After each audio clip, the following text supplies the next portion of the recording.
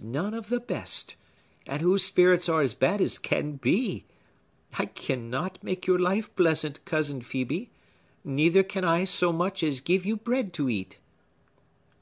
"You will find me a cheerful little body," answered Phoebe, smiling, and yet with a kind of gentle dignity, "and I mean to earn my bread. You know I have not been brought up a Pyncheon. A girl learns many things in a New England village." "Ah, Phoebe," said Hepzibah, sighing, "your knowledge would do but little for you here. And then it is a wretched thought that you should fling away your young days in a place like this. Those cheeks would not be so rosy after a month or two. Look at my face." And indeed, the contrast was very striking. "You see how pale I am.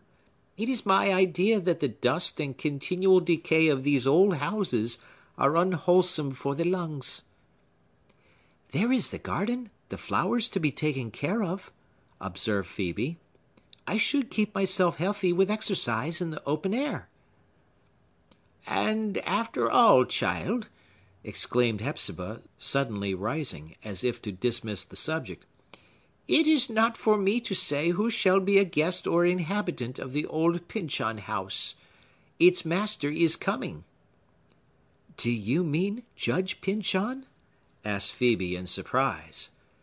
"Judge Pyncheon!" answered her cousin angrily. "He will hardly cross the threshold while I live. No, no. But, Phœbe, you shall see the face of him I speak of."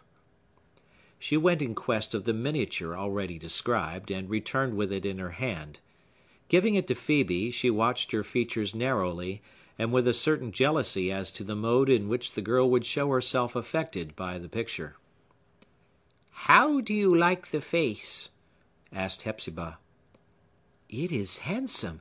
It is very beautiful," said Phœbe admiringly. "It is as sweet a face as a man's can be, or ought to be.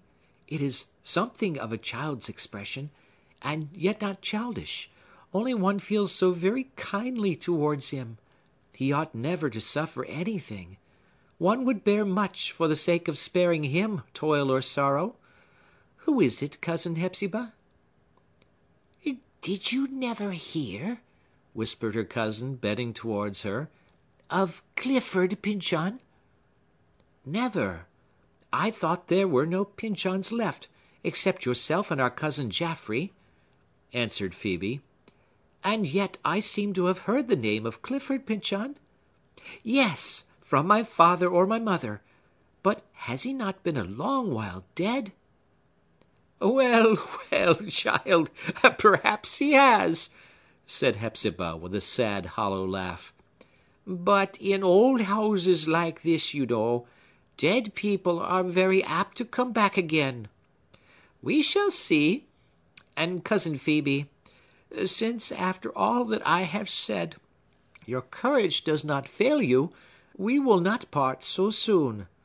You are welcome, my child, for the present, to such a home as your kinswoman can offer you." With this measured but not exactly cold assurance of a hospitable purpose, Hepzibah kissed her cheek. They now went below stairs, where Phœbe, not so much assuming the office as attracting it to herself by the magnetism of innate fitness, took the most active part in preparing breakfast. The mistress of the house, meanwhile, as is usual with persons of her stiff and unmalleable cast, stood mostly aside, willing to lend her aid, yet conscious that her natural inaptitude would be likely to impede the business in hand. Phœbe and the fire that boiled the tea-kettle were equally bright, cheerful, and efficient in their respective offices. Hepzibah gazed forth from her habitual sluggishness, the necessary result of long solitude, as from another sphere. She could not help being interested, however, and even amused, at the readiness with which her new inmate adapted herself to the circumstances, and brought the house, moreover, and all its rusty old appliances, into a suitableness for her purposes. Whatever she did, too, was done without conscious effort, and with frequent outbreaks of song, which were exceedingly pleasant to the ear. This natural tunefulness made Phoebe seem like a bird in a shadowy tree, or conveyed the idea that the stream of life warbled through her heart as a brook sometimes warbles through a pleasant little dell. It betokened the cheeriness of an active temperament, finding joy in its activity, and therefore rendering it beautiful. It was a New England trait, the stern old stuff of Puritanism with a gold thread in the web. Hepzibah brought out some old silver spoons with the family crest upon them, and a china tea set painted over with grotesque figures of man, bird, and beast, in as grotesque a landscape. These pictured people were odd humorists in a world of their own, a world of vivid brilliancy, so far as color went, and still unfaded, although the teapot and small cups were as ancient as the custom itself of tea drinking.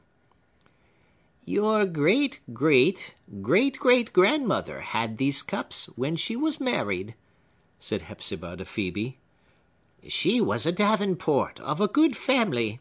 They were almost the first teacups ever seen in the colony, and if one of them were to be broken, my heart would break with it. But it is nonsense to speak so about a brittle teacup, when I remember what my heart has gone through without breaking. The cups, not having been used, perhaps, since Hepzibah's youth, had contracted no small burden of dust, which Phœbe washed away with so much care and delicacy as to satisfy even the proprietor of this invaluable china. "What a nice little housewife you are!"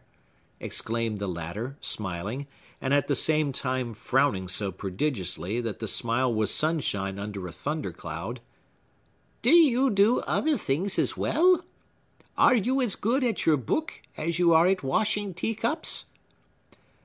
"Not quite, I'm afraid," said Phœbe, laughing at the form of Hepzibah's question. "But I was schoolmistress for the little children in our district last summer, and might have been so still." "Ah, 'tis all very well," observed the maiden lady, drawing herself up. "But these things must have come to you with your mother's blood. I never knew a Pyncheon that had any turn for them." It is very queer, but not the less true, that people are generally quite as vain, or even more so, of their deficiencies than of their available gifts, as was Hepzibah of this native inapplicability, so to speak, of the Pyncheons to any useful purpose. She regarded it as an hereditary trait, and so, perhaps it was, but unfortunately a morbid one, such as is often generated in families that remain long above the surface of society. Before they left the breakfast table, the shop bell rang sharply, and Hepzibah set down the remnant of her final cup of tea, with a look of sallow despair that was truly piteous to behold. In cases of distasteful occupation, the second day is generally worse than the first. We return to the rack with all the soreness of the preceding torture in our limbs. At all events, Hepzibah had fully satisfied herself of the impossibility of ever becoming wonted to this peevishly obstreperous little bell. Ring as often as it might, the sound always smote upon her nervous system rudely and suddenly. And especially now, while, with her crested teaspoons and antique china, she was flattering herself with ideas of gentility, she felt an unspeakable disinclination to confront a customer. "Do not trouble yourself, dear cousin," cried Phœbe, starting lightly up.